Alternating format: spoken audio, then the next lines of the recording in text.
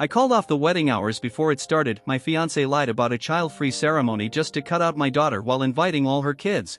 I'm 40 years old, and just recently, I called off my wedding at the last possible moment. The woman I was going to marry, also 40, had been lying to me for months, and it all had to do with my 15-year-old daughter. We'd been together for 4 years, engaged for 7 months, and I honestly thought I knew her well enough to trust her with everything. Clearly, I was wrong. She kept a major secret from me, one that directly affected my daughter, and once I found out what she'd done, I couldn't go through with the wedding. This all started when we were putting together our wedding guest list a few months ago. She insisted that the entire event, from the ceremony to the reception, had to be child-free, no exceptions, not even for kids under 18. That caught me off guard. She's a mom to 3 kids from her previous marriage, ages 8, 10, and 13, and she's super close to her 8 nieces and nephews, who range from 4 to 16. She's constantly seeing them at family events, birthday parties, holidays, and all kinds of get-togethers. So I asked her directly, why ban all kids, including my daughter, who lives with me half the time and spends most school breaks and every other weekend at my place? She told me she wanted the wedding to be an adults-only affair. Her reasoning was that kids are loud, distracting, and unpredictable, especially during formal ceremonies. She mentioned how she'd attended weddings recently where kids were crying, shouting, or running around, and she didn't want any of that disrupting our big day.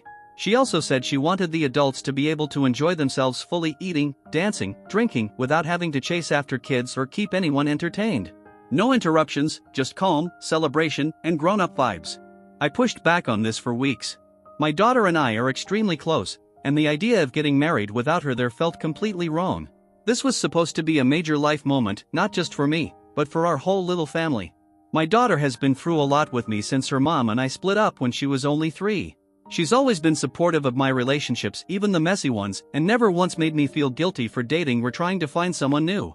Her mom's been remarried for 5 years to a great guy who's become a solid, caring stepfather to her. My daughter never had an issue with the idea of me getting remarried either. In fact, she was genuinely excited about having a stepmom and possibly gaining step-siblings. She's always been mature about all this, way more than most kids her age. She's told me plenty of times over the years that she just wants me to be happy, to find someone who treats me right and makes me smile. She was actually looking forward to the idea of building a new kind of family. Eventually, after a lot of emotional back and forth, I gave in to the no kids rule, but only because my daughter said she was okay with it. She told me she wouldn't be upset if she missed the wedding, as long as I promised to take her out for ice cream and that we'd have a special father-daughter dinner the next weekend. She said she understood that some people wanted fancy, formal weddings without children, and she didn't want to cause drama between me and my fiancé, especially since it was clear how much my fiancé cared about the wedding plans and all the details that went into it. My daughter said she'd just stay at her mom's for the weekend and could always watch the ceremony later if we had it recorded. She even suggested that the 3 of us could do a little family dinner the next week. She'd dress up, we'd take some photos, make it special in our own way. So I agreed, reluctantly, because I believed the rule applied across the board. I figured if even her own kids and her nieces and nephews weren't allowed, then at least it was fair. I still hated the idea, but I told myself that fairness mattered. My fiancée seemed honestly relieved when I finally caved.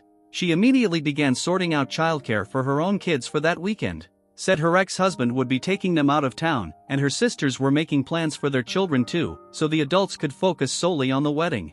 But then, just a few days ago, something happened that blew the lid off the whole thing and made it painfully clear she'd been lying to me the whole time. I accidentally took the wrong laptop to work. It was our shared one, not mine. At lunch, I opened it up to check Facebook, and it was still logged into her account. Right there on the screen were new message notifications. One of the messages was from her sister. She was asking for approval on her daughter's dress for the wedding and wanted to know what time the kids should show up at the venue for pre-ceremony photos. She also asked whether they should bring the special shoes they'd gotten for walking down the aisle. I froze. I actually took a screenshot of the message right away because I couldn't believe what I was seeing.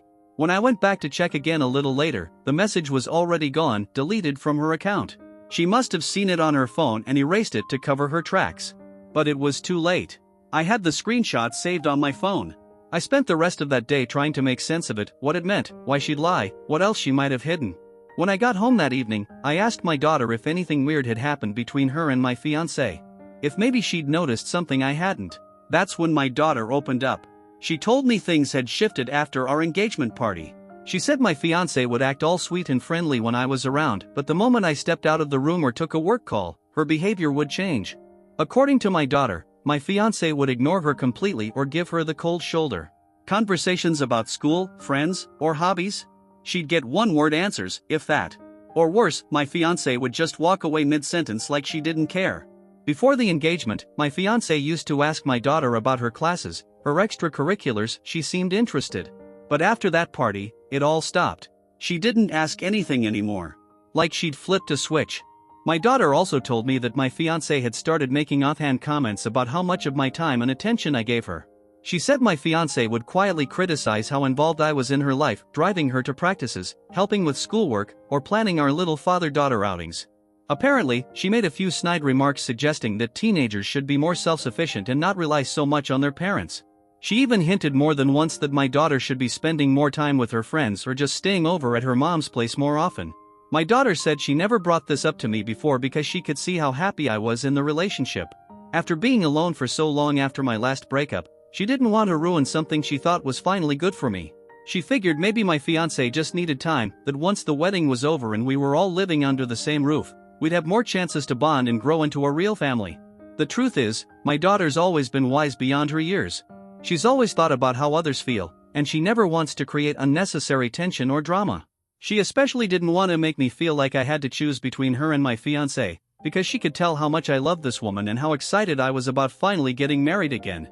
She told me she was hoping all the coldness was just wedding stress, that once things settled down, her future stepmom would go back to being warm and welcoming like she used to be before the engagement. But all of that hope got crushed on the morning of the wedding. That day, I walked into the main hall around 9 a.m., about 3 hours before the ceremony, and what I saw completely floored me. Her kids, along with all her nieces and nephews, were already there, dressed to the nines and posing for professional photos like it was a family reunion. They were running around laughing, playing, and clearly feeling right at home. The adults were busy putting up decorations and arranging flowers, and the kids looked completely comfortable in the space like they had been there before for planning sessions or rehearsals I was never told about. What really got me was their outfits. Matching colors, styled hair, formal wear that had obviously taken effort and preparation. This wasn't something thrown together last minute, this had been in the works for a while. Furious, I marched straight up to my fiancé, who was standing near the altar chatting with her sister. I pulled out my phone and showed her the screenshot of the Facebook message I'd seen the day before. As soon as she saw it, she turned pale. I mean ghost white. Her eyes darted around the room like she was checking if anyone else had noticed what was going down between us. Then she started scrambling for excuses. She claimed her sister had talked her into allowing the kids to attend at the last minute, saying weddings were more joyful with family around. She told me she had planned to surprise me with the news that the children could come after all, and she figured I'd be happy when I saw them there. But I wasn't buying it, not for a second. I pointed out that the message from her sister was days old, not from that morning. I reminded her that she had deleted it from Facebook, probably as soon as she realized I might have seen it on the shared laptop. I called out the coordinated outfits, the hairstyling, the customized seating cards and programs with the kids' names. This wasn't a last-minute switch. This was planned well in advance, behind my back.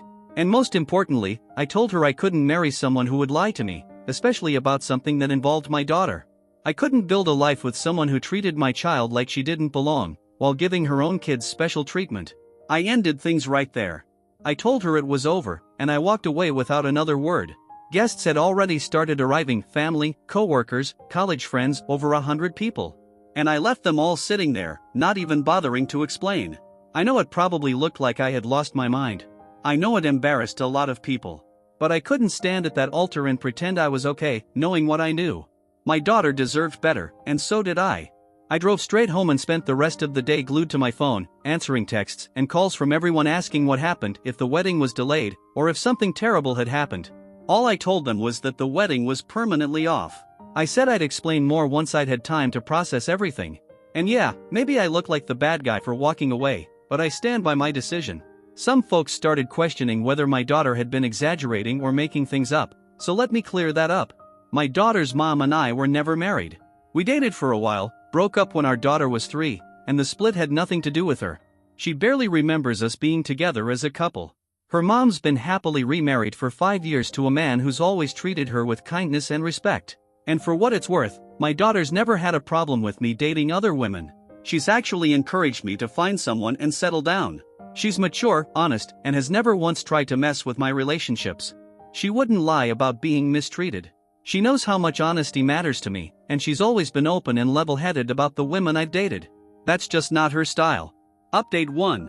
It's been 3 days since I called off the wedding, and I figured I'd share where things stand now. Right after I left the venue on Saturday, I went home. When my ex-fiancée eventually came back to the house, I told her flat out that she needed to pack up and leave that same day. I just couldn't live under the same roof with someone who lied to me about something that directly affected my daughter and the trust in our future as a blended family. She had been living in my house for about a year and a half, and her stuff was spread out all over the place. But I didn't care how long she'd been there. I was done. I told her straight up, after what she did, there was no way she could stay in my house. She didn't have anywhere else lined up, especially since she'd given up her apartment when she moved in with me. Still, I gave her 48 hours to find a temporary place, either her sister's or her parents' place, both of which are local and have spare rooms she could crash in while figuring out her next move. She cried and begged me to reconsider.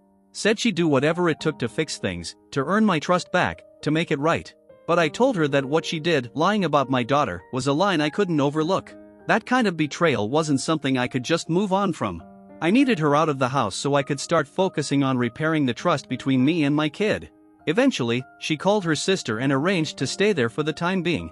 She spent the rest of that Saturday and most of Sunday packing up the basics, just clothes, important documents, and the gear she needed for her remote customer service job.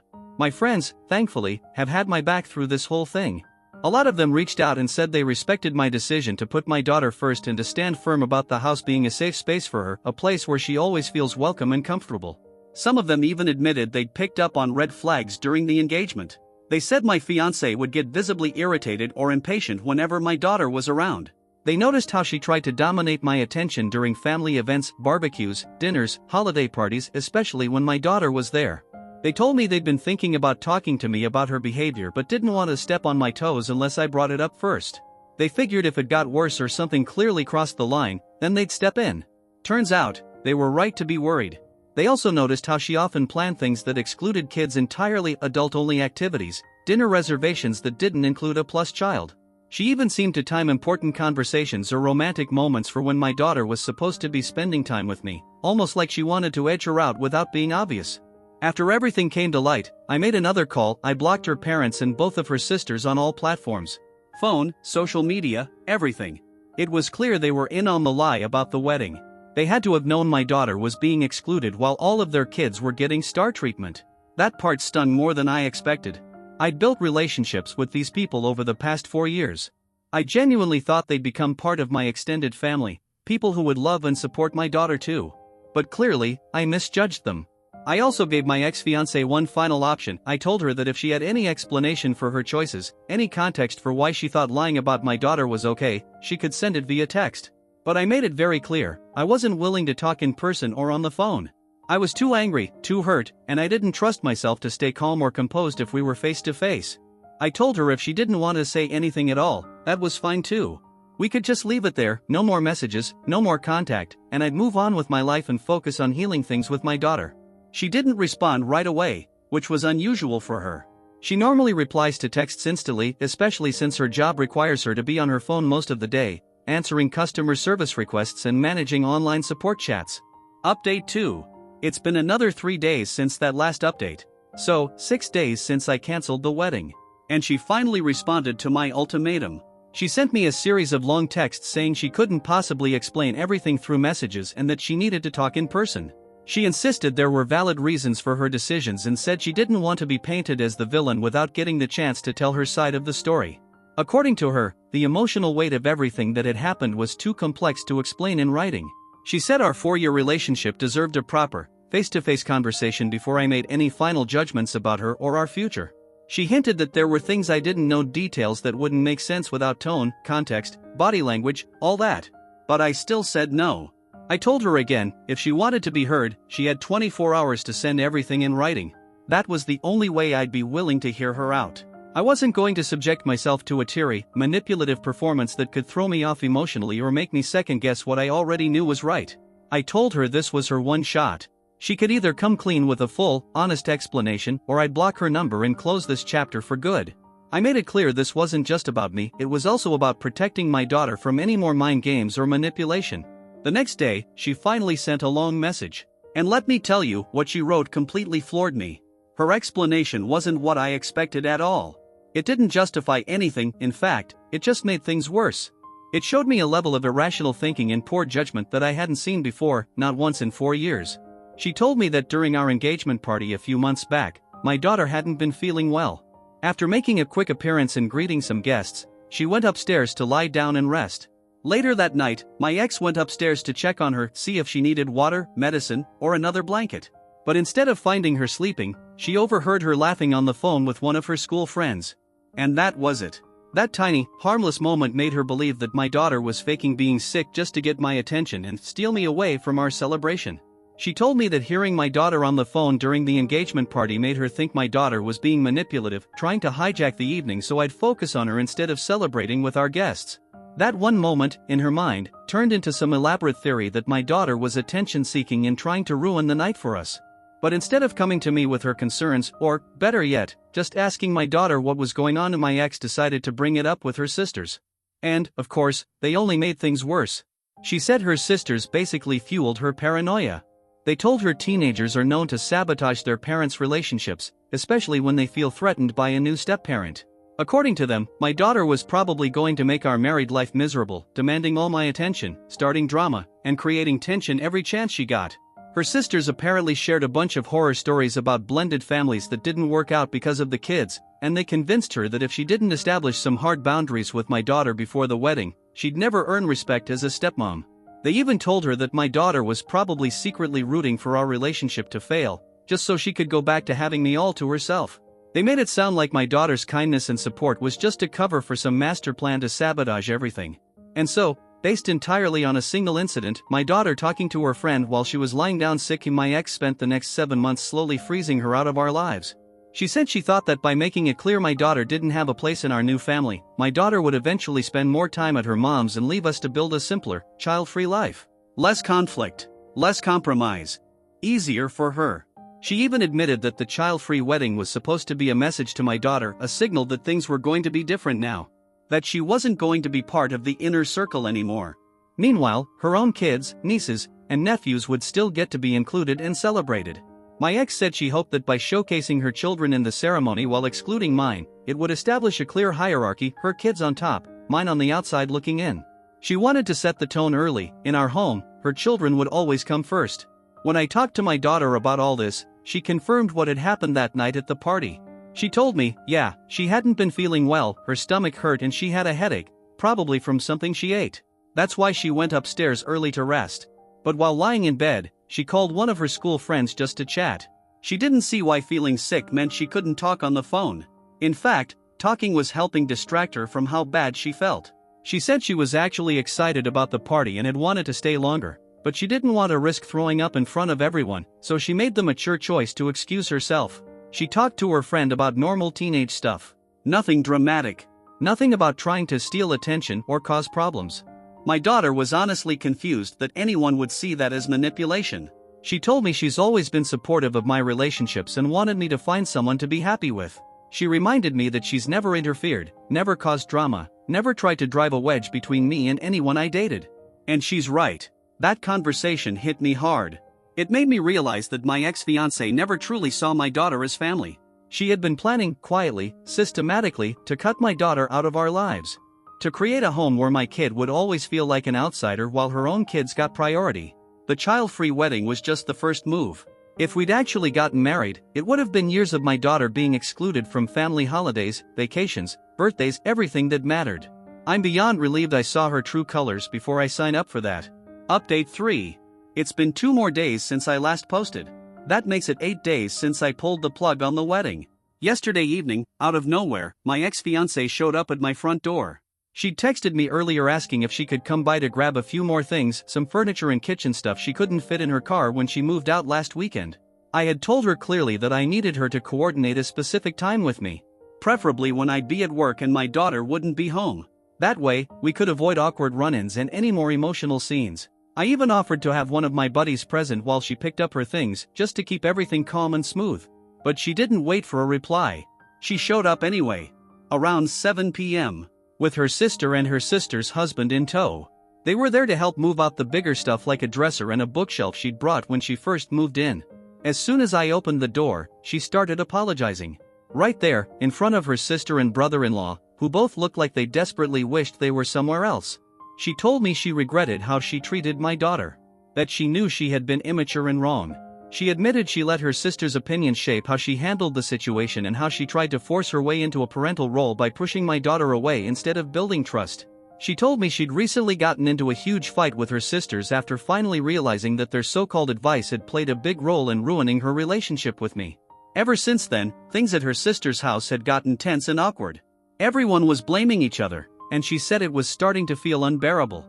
Now her sisters were claiming they'd just been trying to help, saying they never meant for their suggestions to blow up like this or destroy what we had. They were pointing the finger back at her, accusing her of misinterpreting everything and taking things way too far. Meanwhile, she was furious with them for even planting the idea that excluding my daughter was somehow a smart or reasonable plan. She stood there begging me to give her another chance. She promised that if I let her come back, she'd make things right with both me and my daughter.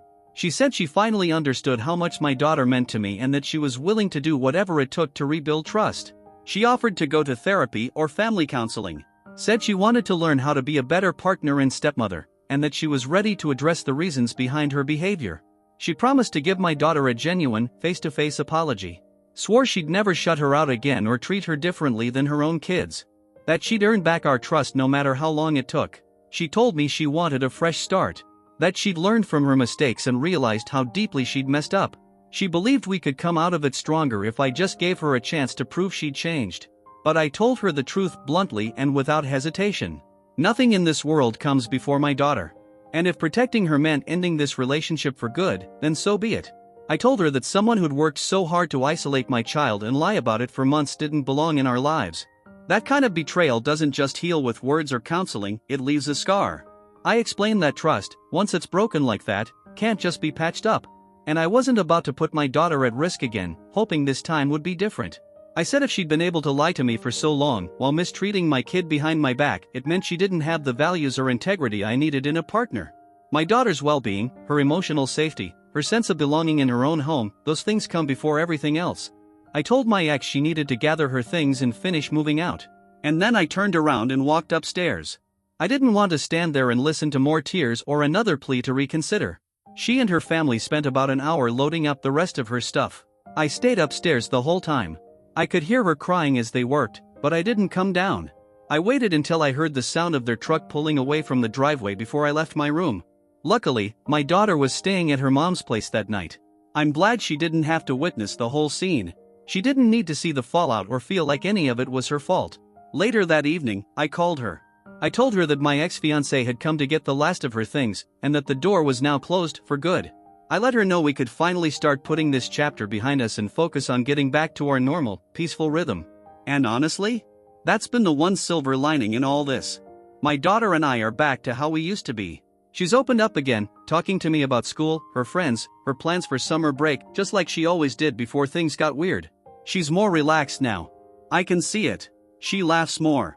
She invites her friends over again, something she completely stopped doing while my ex was living here. I think she was afraid of being judged or made to feel like a burden, just for being a teenager. Now that the tension is gone, our house feels like a home again.